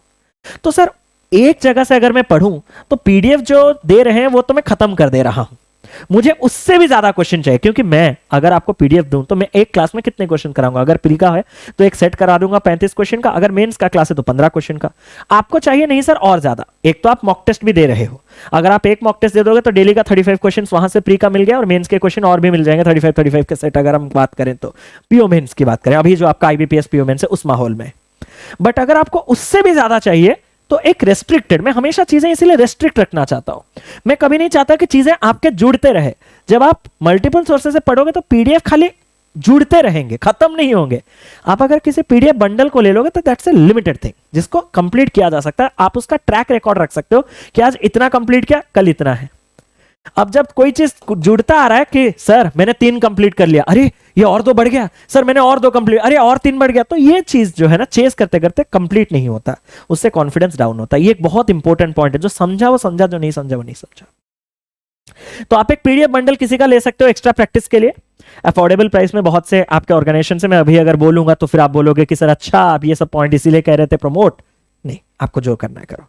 Go through every subject in a daily basis, ये सबसे बड़ा चीज है। जब आप रिपीटर हो जाते हो, जब आप सिलेबस कंप्लीट कर लेते हो, तो हम सबका क्या होता है ना, एक फेवरेट सब्जेक्ट बन जाता है। जैसे कि मेरे पास में मेरा जो फेवरेट सब्जेक्ट था वो ऑब्वियस बात है क्वांट था। आपका भी वैसा कोई फेवरेट सब्जेक्ट बन गया होगा, किसी का क्वांट, किसी का रीजनिंग, किसी का इंग्लिश भी हुआ होगा। आप मत हंसो, कोई बच्चे ऐसे जो इंग्लिश में आपको निगल लेंगे, जिनका सिलेक्शन इंग्लिश के वजह से हो जाता है, क्वांट में कम नंबर, रीजनिंग में कम नंबर, ऐसे भी बच्चे हैं। सबको खुद की तरह मत सोचो। तो ये डिपेंड करता है पर्सन टू पर्सन। तो क्या होता है जब आप इस स्टेज पे पहुंच जाते हो तो जो चीजें बनते हैं आप उस पर ज्यादा टाइम देते हो। इंग्लिश बन रहा है तो इंग्लिश पे ज्यादा फोकस करते हैं और उसको स्ट्रेंथ पे कन्वर्ट करने की कोशिश करते हैं। क्वांट बन रहा है, मजा आ रहा है, क्वांट करते रहते हैं, क्योंकि वो तो यही जस्टिफाई करे मैं कर तो रहा हूं, कुछ तो पढ़ रहा हूं। बट उससे क्या होता है ना, बाकी सब्जेक्ट्स हैम्पर होते हैं नेग्लेक्ट होके। तो इसलिए एक हैबिट कीजिएगा, हर सब्जेक्ट के थ्रू आपको डेली बेसिस पे जाना है। सर ये पॉसिबल है? मैंने कहा बिल्कुल। सर कैसे? अगर आप अपना मन मुताबिक जो पढ़ना है पढ़िए, डे एंड या डे स्टार्टिंग में अपना एक टाइम फिक्स कीजिए, उसमें अगर आप एक मॉक लगा देंगे तो खत्म कहानी। क्योंकि एक मॉक अगर आप प्री का भी दे रहे हो ना, तो उसमें आपका डिटेल सारा का सारा चीज, सारा का सारा एरियाज वहां पे आपका कवर्ड अप होगा। एग्री करोगे? एंड सेम चीज अगर आप मेंस का भी मॉक दे रहे हो तो उसमें भी आपका सारा सब्जेक्ट है, सारे सब्जेक्ट के सारे सब टॉपिक्स के सब कॉन्सेप्ट सब कुछ वहां है। तो ये कोशिश कीजिएगा कि डेली का एक मॉक के बारे में तो मैं और आ रहा हूं, जैसे कि उसके बाद यहां पे उसने कहा मॉक टेस्ट एंड एनालिसिस और कितने मॉक्स हमें देने हैं, मॉक्स का कैसे प्रॉपर एनालिसिस करना है। एक छोटा सा पॉइंट है जो मैं हर बार बता रहा हूं, तो एक सुनिएगा। आपको ट्राई करना है कि अगर आप एक रिपीटर और अगर आपने सिलेबस कंप्लीट किया है तो एक वीक में मिनिमम आपको 3 प्रीलिम्स के मॉक देने हैं, और मेंस के मॉक के पास मैं आऊंगा इसके बाद। ये आपका मिनिमम 3 प्रीलिम्स के मॉक मिनिमम देने हैं। अब ये चीज जो है वो मैक्सिमम आप 4 तक लेके जाइएगा, उससे ज्यादा मत लीजिएगा। क्यों? क्योंकि बाकी के 2 दिन में रख रहा हूं मेंस के मॉक टेस्ट के लिए, क्योंकि आपका पढ़ना का चीज मैक्सिमम खत्म हो चुका है। हाउ मेनी मॉक्स तो मैंने कह दिया। अब how to do proper analysis of a mock. अगर आप एक मॉक दे रहे हो तो हम सब क्या करते हैं, उसमें जो क्वेश्चन हमारे रॉन्ग होते हैं वो क्यों होते हैं उसका एनालिसिस कर लेते हैं और मॉक को स्किप कर देते हैं और बोलते रहते हैं कि सर हमारा मार्क्स क्यों नहीं बढ़ रहा। मॉक्स में बढ़ेगा नहीं, क्योंकि भाई जो गलती है वो सिली मिस्टेक है, और सिली मिस्टेक को इतने जल्दी ओवरकम नहीं किया जा सकता। कल रात को मैंने खुद मॉक दिया, 2 नंबर 1 नंबर सिली मिस्टेक हो गया। हिंदी एच में स्टार्ट हो रहा है, हिस्ट्री एच में स्टार्ट हो रहा है। उसने कहा हिस्ट्री प्लस साइंस, मैंने एच में दोनों को रिप्रेजेंट किया था, मैंने एच प्लस एस में हिंदी प्लस साइंस कर दिया। तो सिली मिस्टेक सबसे होते हैं, उससे मार्क्स आप बहुत रेयरेस्ट ऑफ द रेयरेस्ट बढ़ा सकते हो, once in a blue moon type का। बट जो आपके हाथ में थे मार्क्स बूस्ट करने के, वो क्या है, जो क्वेश्चंस आपने करेक्ट किए हैं ना, हमेशा उनका भी एक बार एनालिसिस कीजिए। क्या पता उस क्वेश्चन का एक और बेहतर तरीका हो जो आपको नहीं पता हो। आप जिस क्वेश्चन को 6-7 लाइन लिख के 1 मिनट लगा रहे हो सकता है 2-3 लाइन में कुछ रेशियो वेशियो लगा के वो क्वेश्चन 20 सेकंड में हो जाए, 40 सेकंड बचा सको। 40 सेकंड बचेगा तभी ना एक एक्स्ट्रा क्वेश्चन होगा और एक एक्स्ट्रा मार्क मिलेगा और मार्क्स इंक्रीज होंगे। तो ये पॉइंट आप में से बहुत से लोग स्किप करते हैं, इस पे फोकस कीजिएगा। और दूसरा चीज जो है, जो स्किप्ड पार्ट है, जो क्वेश्चन आपने टच नहीं किया, बच्चे हाँ टच तो नहीं किया, उसको टच करके क्या फायदा, उसमें आपको आइडिया लगेगा कि वो टॉपिक जो मैं स्किप किया हूं, मतलब आज क्वेश्चन स्किप किया हूं, क्या वो टॉपिक मैंने पास्ट में कंप्लीट किया है। टॉपिक कंप्लीट होने के बाद भी स्किप करने की नौबत, मतलब टॉपिक अच्छे से कंप्लीट नहीं हुआ, टॉपिक को अच्छे से कंप्लीट करते वो क्वेश्चन भी बनने लगेगा, मार्क्स बढ़ेगा। टॉपिक अगर मैंने पढ़ा ही नहीं है लेकिन उसमें से हर बार मैं स्किप कर रहा हूं, मतलब हर बार पेपर में आ रहा है, क्यों ना वो टॉपिक को ही कवर कर दिया जाए, अगले बार जब आएगा मैं क्वेश्चन कर लूंगा वहां से। तो इनसे ही ऐसे ही एनालिसिस करके, सर ऐसे तो बहुत ज्यादा टाइम लगेगा, मॉक्स के एनालिसिस में टाइम ज्यादा लगते हैं। अगर आप कम टाइम में मॉक्स के एनालिसिस कर रहे हो तो मतलब समझ जाओ कुछ ना कुछ गलत कर रहे हो। एक बहुत इंपॉर्टेंट पॉइंट है। तो मॉक्स इसी तरीके से दीजिएगा, और 3 मॉक्स मिनिमम प्री के और मैक्स 4 मॉक मेंस के, सॉरी प्री के मैक्स तक वहां जाइएगा। सर मैं सब कर रहा हूं बट मॉक टेस्ट में ना स्पीड नहीं आ रहा, मुझे क्या करना चाहिए। मैं कहूंगा कि अगर आपके एक प्रीलिम्स के मॉक जो कि 60 मिनट का होता है उसमें भी आपका अगर मार्क्स नहीं आ रहा तो कहीं ना कहीं अगर आप में लो फोकस का चीज चलता है, जैसे कि बहुत से लोग 60 मिनट्स तक at a time at a stretch focus concentrate नहीं कर पाते हैं। क्लास में जब हम पढ़ा रहे हैं तो वो बात अलग है, आप खुद जब अपना ब्रेनस्टॉर्मिंग पूरा 60 मिनट्स करते हो तो बहुत जगह बहुत बच्चे फेल हो जाते हैं वहां। तो आप इस चीज को बाइफरकेट करके 20-20-20 में टेस्ट दो। मतलब मैं बात कर रहा हूं सेक्शनल टेस्ट की, जब आप 20 मिनट तक तो माइंड सबका एक्टिव रहेगा। धीरे धीरे जब आप ये 20-20-20-20-20 करके क्यूमुलेटिवली उसको करोगे तो आपका 60 मिनट का प्रोडक्टिव इस्तेमाल करने के लायक दिमाग बन जाएगा। तो बहुत बार क्या होता है, सेक्शनल मॉक टेस्ट में ही स्कोर्स आपके बूस्ट होते हैं, वो आपको कॉन्फिडेंस देते हैं फुल लेंथ में और अच्छा स्कोर करने के लिए। और अगर उसमें भी कोई प्रॉब्लम है तो आपको टॉपिक वाइज ट्विस्ट में और ज्यादा स्पीड बढ़ने के चांसेस बढ़ जाते हैं, क्योंकि वहां पे आपको टॉपिक्स मतलब एक 20 मिनट में स्विचिंग नहीं होगा। एक 20 या 10 मिनट का जो टॉपिक वाइज टेस्ट है एक ही टॉपिक का चलेगा, तो उस टॉपिक का एक तो कमांड फ्लो अच्छा बन जाएगा और वो कॉन्फिडेंस बहुत ज्यादा देगा। And most important is confidence. अगर कॉन्फिडेंस अच्छा है तो आप अच्छे से स्कोर कर सकते हो, अगर कॉन्फिडेंस अच्छा नहीं है तो आप जितने भी नॉलेज है स्कोर नहीं कर सकते। तो दीज आर सम हैक्स जिससे आप अपने स्पीड बढ़ा सकते हो, स्टार्ट ऐसे करके टॉपिक वाइज, फिर सेक्शनल, फिर फुल लेंथ करके। और हाँ, जल्दी ही हम SBI clerk most expected paper series YouTube पे भी स्टार्ट कर रहे हैं, एसबीआई पीओ के लिए भी, एसबीआई क्लर्क के लिए भी। इसके लिए आप कितने एक्साइटेड है मुझे एक बार कमेंट करके बता दीजिएगा, उस हिसाब से मैं उसको उतना जल्दी लाने की कोशिश करूंगा। क्या इसको नेक्स्ट वीक से स्टार्ट कर दें, एक बार इसका कमेंट मुझे कर दीजिएगा ताकि मैं उसके आपके प्रॉपर आइडिया दे दूं। अब रिपीटर्स के बाद ये फोल्डर क्यों है, अब मुझे याद आया। मैंने एक बार जब आपने बेसिक से सिलेबस कंप्लीट किया था, मैंने आपको कहा कि आप पहले यहां से कर लो, नहीं तो इस क्रैश कोर्स से कर लो, नहीं तो इस क्रैश कोर्स से कर लो। आपने कहा नहीं सर और प्रैक्टिस की जरूरत है। तो अभी आपको ये जो फोल्डर दिख रहा है एसबीआई पीओ क्लर्क 2024 प्रिपरेशन, इस फोल्डर में आपको लाइव क्लासेस मिलेंगे हर अल्टरनेट डेज पे। यहां पे आपका एसबीआई पीओ का स्ट्रेटेजी वीडियो है, उसके ऊपर एसबीआई पीओ का प्रीवियस ईयर पेपर है। आज इसमें एसबीआई क्लर्क का ये वाला स्ट्रेटेजी वीडियो आ जाएगा, कल इसमें आपका एसबीआई क्लर्क का प्रीवियस ईयर पेपर आ जाएगा, और उसके बाद मोस्ट एक्सपेक्टेड पेपर ऊपर ऊपर ऊपर ऊपर बढ़ते रहेंगे। तो यहां से आप और एक्स्ट्रा प्रैक्टिस मटेरियल पा जाओगे। अब लास्ट बात, सीधा मुद्दे पे आते हैं कि मेंस एग्जामिनेशन के लिए साइमल्टेनियसली अपन को कैसे तैयारी करना है। सिंपल बात है, मेंस मेंस मेंस में एक चीज आप सभी ने सुना होगा, मेंस बहुत टफ है, बहुत टफ है, बहुत टफ है। कितना टफ है वो तो देखो। बाकी दुनिया कह रहा है बहुत टफ है, बहुत टफ है, बहुत टफ है। हो सकता है बाकियों का टफ आपके लिए इजी हो, आपका लेवल अच्छा हो, तो उसके लिए एक बार एग्जाम प्रीवियस ईयर पेपर को जरूर से देखना है। लेकिन प्रीवियस ईयर पेपर देखने से ही आपको आइडिया लगेगा कि रियल एग्जामिनेशन का जो लेवल है वो आपके पास कैसा है। उसके बाद ही आप जज कर सकते हो कि ये क्वेश्चन में कितने आ सकते हैं, कितने नहीं आ सकते, क्या कुछ है। जो एग्जाम पैटर्न है उसके बारे में तो मैंने आपको दिखाई दिया था। एक और बार एग्जाम पैटर्न आपको दिखा दूं कि आपके इंग्लिश, क्वांट, रीजनिंग के साथ कंप्यूटर जुड़ गया, बताया था। जनरल और फाइनेंशियल अवेयरनेस है। 40 क्वेश्चंस 40 मार्क्स आपके इंग्लिश के, 50 क्वेश्चंस 50 मार्क्स आपके क्वांट के, 50 क्वेश्चन 60 मार्क्स रीजनिंग और कंप्यूटर के, 50 क्वेश्चंस 50 मार्क्स जनरल और फाइनेंशियल अवेयरनेस के। सारे यहां पे 190 क्वेश्चन के 190 मार्क्स होने चाहिए। सिर्फ रीजनिंग की वजह से 10 मार्क बढ़ा, 1.2। टाइमिंग की बात करें तो 45 मिनट्स क्वांट और रीजनिंग को मिलेंगे, 35 मिनट्स और 35 मिनट्स जनरल अवेयरनेस और इंग्लिश को मिलेंगे। बड़ा सिस्टमैटिक वे में 2 घंटे 40 मिनट का आपका बाइफर्केशन है। अगर आपने एसबीआई पीओ मेंस या फिर आईबीपीएस पीओ मेंस के लिए 3.5 घंटे के लिए खुद को रेडी किया हुआ है तो ये 2 घंटे 40 मिनट आपका कुछ भी बाल बांका नहीं कर सकता। इतना तक होने के बाद अब मेन चीज जो है, एग्जाम पैटर्न दिखा दिया आपको, प्रीवियस ईयर करना ही करना है। प्रीवियस ईयर के लिए कहां करना है वो मैं दिखा दूंगा। लेकिन सबसे इंपॉर्टेंट चीज है कि बहुत से बच्चे क्या करते हैं, सब कुछ पढ़ते रहते हैं और वो इंतजार करते हैं रिजल्ट का, प्री का, ताकि वो मेंस का जब प्री का रिजल्ट आए और मेंस में वो एलिजिबल हैं, अपना नाम देख लें, उसके बाद ही जनरल अवेयरनेस पे ही फोकस करेंगे। तब तक चिड़िया चुग गई खेत, और नहीं हो पाएगा दोस्त। It should be practised in A daily basis, in A daily manner. अगर आप डेली बेसिस पे जनरल अवेयरनेस पढ़ते नहीं हो ना, तो आपका वो प्रॉपरली दिमाग में रिटेन नहीं होगा, और रिटेन नहीं होगा तो प्रॉपरली जहां पे आपको उल्टी करना है रियल एग्जामिनेशन में, वहां आप उल्टी नहीं कर सकते। आपको क्या लग रहा है 20 दिन में आप 10,000 पेज पढ़ लिए, उसमें से जो चीज आपको पूछा आप उल्टी कर लोगे? नहीं कर लोगे। आपको अभी खाली मन करेगा कि कैसा वाला उल्टी करूं, ऐसा वाला, ऐसा वाला, ऐसा वाला, आप खुद कंफ्यूज हो जाओगे।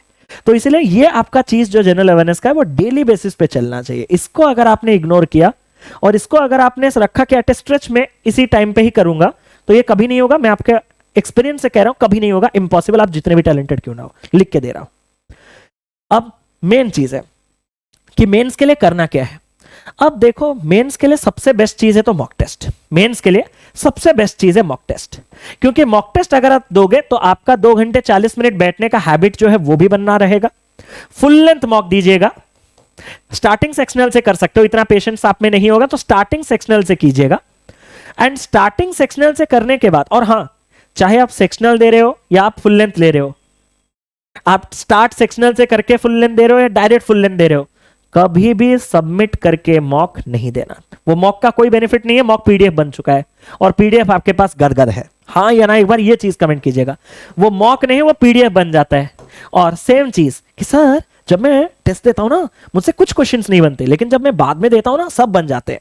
तो जब आप सबमिट करके दोगे तो सब बन जाएंगे। क्या फायदा हुआ? ब्रेनस्टॉर्मिंग कहां हुआ? तो ये हैबिट कीजिए कि डे 1 से आप सेक्शनल से स्टार्ट कीजिए। सेक्शनल से आप जब स्टार्ट करोगे तो उसको फुल लेंथ देके धीरे धीरे 2-3 सेक्शनल जब एक दिन में दे दोगे अलग अलग सब्जेक्ट्स के, तो आप कैपेबल हो जाओगे एक बार में फुल लेंथ देने के लिए। तो फुल लेंथ जो दोगे उसको भी आप स्किप, मतलब सबमिट करके नहीं, पूरा का पूरा कंप्लीट दीजिएगा। उससे आपको मेंस के मॉक टेस्ट में ही सबसे ज्यादा लेटेस्ट पैटर्न के क्वेश्चंस मिलते हैं। दूसरा चीज, उसका जो सॉल्यूशन होगा वो आपको कोई एक्सप्लेन नहीं करेगा, वो टेक्स्ट फॉर्म में होगा, क्योंकि बहुत रेयरेस्ट मॉक टेस्ट है जिनका वीडियो सॉल्यूशन आपको मिलता है। और मैं तो वीडियो सॉल्यूशन कभी आपको सजेस्ट करूंगा नहीं। Video solution is nothing, it's a मतलब स्कैम, क्योंकि वो जो बता दे रहा है वो आप सुन रहे हो। वैसे तो हम भी क्लास में कर रहे हैं, तो आपका पर्सनल ग्रोथ कहां हुआ? पर्सनल ग्रोथ के लिए आपने वीडियो लेक्चर्स देखे, हमसे अप्रोच और टेक्निक सीखा। एक जगह वीडियो लेक्चर्स देखा, अप्रोच और टेक्निक्स हमसे सीखा, मॉक्स में इंप्लीमेंट किए, लग गया, आंसर निकल गया, बहुत अच्छी बात। मॉक्स में इंप्लीमेंट किए, कहीं तरीके से क्वेश्चन समझ में आ नहीं रहा या फिर इंप्लीमेंट नहीं हो पा रहा है, तो जो टेक्सचुअल फॉर्म में जो सॉल्यूशन है उसका जब सीखोगे तो 50% कोई बता रहा है वो सीखे आप, और 50% आप खुद सीख रहे हो, तब जाके ये 100% कंप्लीट होगा। अगर हम यहां पे आपको वीडियो लेक्चर्स के थ्रू अप्रोच टेक्निक दे रहे हैं, आप मॉक टेस्ट दे रहे हो, उसको खुद दिमाग नहीं लगा रहे हो सॉल्यूशन निकालने के लिए, आप उसका वीडियो सॉल्यूशन देख रहे हो, तो फायदा क्या है? आप तो खाली अंदर मतलब बैठे हुए हो, मतलब मूर्ति की तरह, जो आ रहा है सब कान में आ रहा है, ऊपर ऊपर से निकल जाएगा, इधर से घुसा उधर से निकला, तो आपको खुद भी चलाने हैं। इसीलिए टेक्सचुअल फॉर्म में सॉल्यूशन को समझना वो भी एक इंपॉर्टेंट। आपने कभी फील किया है, आपने ये देखा होगा, यार ये क्या सॉल्यूशन लिखा है समझ नहीं आ रहा, उसी को समझने की कोशिश करना, वही होता है ब्रेनस्टॉर्मिंग, वही होता है कि मेंस क्लियर करने का आपका रास्ता। हम सारे बढ़िया बढ़िया चीजों को, मतलब हम कंफर्ट जोन से निकलना ही नहीं चाहते, इसीलिए मेंस नहीं हो पाता। मेंस टफ नहीं है, हम बहुत ईजी हैं, हम बहुत लेजी हैं, वो चीज याद रखिए। तो हम खुद को ही कंफर्ट जोन से बाहर निकलेंगे तभी ये चीजें हो पाएंगे। अब सर आपने ये सारे के सारे चीजें बता तो दिए, अब सोर्सेस भी बता दो। मैंने कहा देखो मेंस का मॉक टेस्ट बच्चे पूछते हैं किसका लेना है किसका नहीं लेना है। Every mock test is good, चाहे आप प्री का मेंस का किसी भी एग्जाम्स के लिए ले, every mock test is good. It depends कि आप इसका एनालिसिस कैसे करते हो, और इसका एनालिसिस का प्रोसेस मैंने कुछ ही देर पहले आपको बता दिया था कि कैसे आपको एनालिसिस करना है। Correct question, incorrect question, skipped questions. आप अगर एनालिसिस करोगे तभी जाके फ्यूचर में आपके स्कोर्स इंक्रीज होंगे। अगर आप एनालिसिस नहीं करोगे और मॉक्स के बाद मॉक्स देते रहोगे, कुछ नहीं होगा। तो मॉक्स, उनका एनालिसिस, सॉल्यूशन देख के बढ़िया से करना है। सर ये जो वीडियो लेक्चर्स फॉर अप्रोच वो कहां से मिलेगा? मैंने कहा पहले तो मैंने जो आपसे कहा कि आपको अगर कंप्लीट सिलेबस कवर अप कर चुके हैं और आपको प्रैक्टिस की रिक्वायरमेंट है, तो आप साधना बैच पे आंख बंद करके अपना डेली बेसिस का प्रैक्टिस कर सकते हो। यहां डेली आपके प्रैक्टिस क्लासेस चलते हैं, एग्जाम टू एग्जाम ये चीजें चलता रहता है।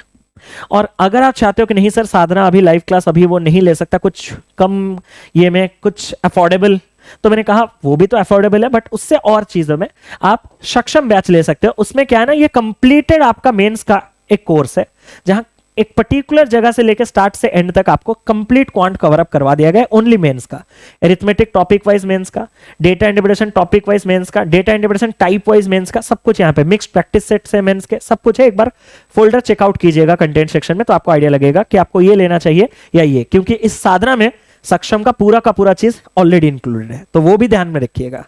और बाकी अगर आप YouTube से करना चाहते हो तो मैंने जैसे आपसे कहा कि सबसे पहले मेंस का प्रीवियस ईयर पेपर देखो। जैसे कि दुनिया कह रहा है मेंस टफ है टफ है टफ है, तो कितना टफ है वो देखने के लिए एक बार previous year mains question paper का प्लेलिस्ट देखिएगा। इसमें शायद एसबीआई क्लर्क का नहीं है, पीओ का नहीं है, वो भी हम जल्दी में इसी वीडियो में डाल देंगे। एसबीआई क्लर्क मेंस का 2022 का पेपर ये है, 23 का मैं डाल दूंगा। इसके अंदर आप देखोगे तो 21 के भी पेपर मिलेंगे, एसबीआई क्लर्क का 20 का भी पेपर मिलेगा, एसबीआई पीओ मेंस का भी पेपर मिलेगा, 22 का 21 का सब मिल जाएंगे यहाँ पे, ठीक है। एक बार इसको देखिएगा। बाकी सर मैं अगर मेंस लेवल का एरिथमेटिक करना चाहता हूं तो कुछ आपके यूट्यूब पे फ्रीली अवेलेबल है। मैंने कहा एक क्वांटम कैट सॉल्यूशन सीरीज है मेंस एरिथमेटिक के लिए, उसमें हर topic wise percentage, ratio proportion, average, profit loss and discount, time and work, mains level का क्वांटम कैट एग्जाम लेवल का ये पूरा का पूरा प्लेलिस्ट है कंप्लीट एरिथमेटिक। उसमें से आप रिवाइज कर सकते हो, प्रैक्टिस कर सकते हो। सर डीआई का कुछ, मैंने कहा वो भी है, mains level DI for bank exams, वो एक कंप्लीट प्लेलिस्ट है। वहां से आप पूरा का पूरा मेंस का प्लेलिस्ट में जो जितने भी प्रकार के डीआई आपके एग्जिस्ट करते हैं वो सब है, एक बार फोल्डर चेकआउट कीजिएगा प्लेलिस्ट। सर कुछ आपके तरफ से स्पेशल एक IBPS PO mains crash course 2024 playlist आपको मिलेगा। वहां आपको जो जो चीजें चाहिए, नंबर सिस्टम का कितना चाहिए वो आपको पढ़ाया गया है, क्वाड्रेटिक अलजेब्रा का कितना चाहिए वो आपको बताया गया, सीरीज का कितना चाहिए वो बताया गया, एरिथमेटिक कितना चाहिए, डीआई किस लेवल का आता है वो जरूर से कंप्लीट कीजिएगा। अगर आप कभी भी जिंदगी में बैंक का मेंस एग्जाम दोगे, किसी भी इजी से इजी, टफ से टफ, ये सारे पढ़ाए गए कॉन्सेप्ट्स डेफिनेटली आपको पेपर में हेल्प करेंगे। ये है IBPS PO mains 2024 crash course. अभी हमारा ये IBPS and SBI PO mains 2024 का प्रिपरेशन में आपके लाइव क्लासेस, जैसे एसबीआई पीओ क्लर्क का हमने एक अलग से फोल्डर बनाया, वो प्रीलिम्स का चलेगा, और जो भी मेंस का क्लास चलेगा वो इस फोल्डर में आएगा। तो प्री और मेंस आपके अल्टरनेट डेज पे चलेंगे इस कमिंग वीक से, तो इस प्लेलिस्ट को एक बार देखिएगा। बाकी एक बार मैं जनरल अवेयरनेस के बारे में आपको बता देना चाहता हूं कि अगर आप जनरल अवेयरनेस कवर अप करना चाहते हो तो आपको कैसे करना है। प्राइमरी टॉपिक, सेकेंडरी टॉपिक्स, जो येलो कलर में है वो सबसे इंपॉर्टेंट है, जैसे कि करंट अफेयर्स लास्ट के 6 महीने और इंटरनेशनल करंट अफेयर्स, वर्ल्ड में क्या चल रहा है, देश में क्या चल रहा है पिछले 6 महीने में, सबसे इंपॉर्टेंट। और इससे सबसे ज्यादा क्वेश्चन आता है current events in financial world, कि आपके फाइनेंशियल वर्ल्ड में, फाइनेंस वर्ल्ड में कि कौन किसको कितना लोन दे रहा है, कितना लोन सैंक्शन हो रहा है, किस पर्पस के लिए सैंक्शन हो रहा है, क्या रिपेमेंट है वगैरह, जो फाइनेंशियल चीजें चल रही हैं अपने दुनिया में, उसके ऊपर क्वेश्चन सबसे ज्यादा आते हैं। मतलब ये जो येलो क्वेश्चन है इनसे सबसे ज्यादा क्वेश्चन आते हैं। उसके बाद अगर हम बात करें तो इन टॉपिक्स जो आपके व्हाइट है इनसे आते हैं। इनको अलग अलग इसलिए रखा गया है क्योंकि ये आपका चेंज होता रहता है हमेशा, ये आपके फ्रेश टू फ्रेश पूछे जाते हैं करंट में, बर्निंग टॉपिक्स में, and this is the static part जो साल भर आपका चेंज नहीं होगा।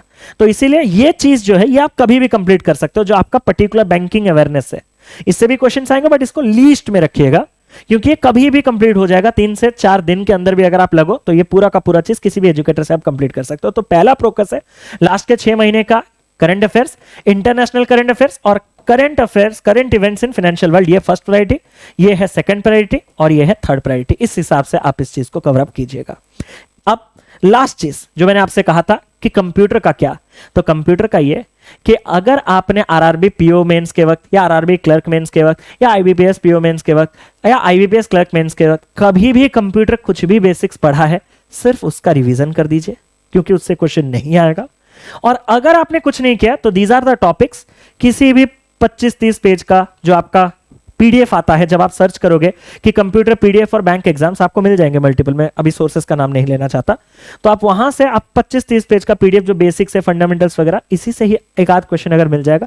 एंड अगर आप नहीं पढ़ना चाहते हो तो एक आध क्वेश्चन कभी आया नहीं, अगर आ भी जाएगा ना तो उसको छोड़ देने से भी कोई प्रॉब्लम नहीं होगा। तो आइडियल वाइज वही होगा कि एक सब्जेक्ट को अगर आप काट लोगे तो थोड़ा टाइम बढ़ेगा और कॉन्फिडेंस भी बढ़ेगा। तो पहले से ही कट कर दो कि नहीं पढ़ना है, बट अगर पढ़ना चाहते हो तो these are the topics. Being an educator बोलना तो अच्छा नहीं लगता कि मत पढ़ो, तो अगर पढ़ना है तो यही। बाकी आई होप कि मैंने आपके सारे के सारे पॉइंट्स जो है वो क्लियर किए होंगे। सेशन अगर पसंद आया होगा तो जाने से पहले एक बार सेशन को लाइक और शेयर कर दीजिएगा। सारे कोर्स के डिटेल्स एप्लीकेशन और वेबसाइट पे हैं, एक बार विजिट करके जरूर से देख लीजिएगा। बाकी इस वीक से अल्टरनेट डेज पे प्री और मेंस की तैयारी जबरदस्त तरीके से चलेगी, तो क्लासेस में रेगुलर अटेंड कीजिएगा। रात के 9 बजे आपके क्लासेस जैसे चलते हैं वैसे ही चलेगा। मिलते हैं अभी अगले सेशन पे, और हाँ, अपना वैल्यूएबल फीडबैक कमेंट बॉक्स पे बताइएगा कि आज का सेशन आपको कैसा लगा, हेल्पफुल था या नहीं। तो that's it for today. Thank you so much, love you all, tata bye, take care, God bless you. जय जगन्नाथ, जय जगन्नाथ, जय Jagannath, and all the very best for your upcoming exams. Thank you so much.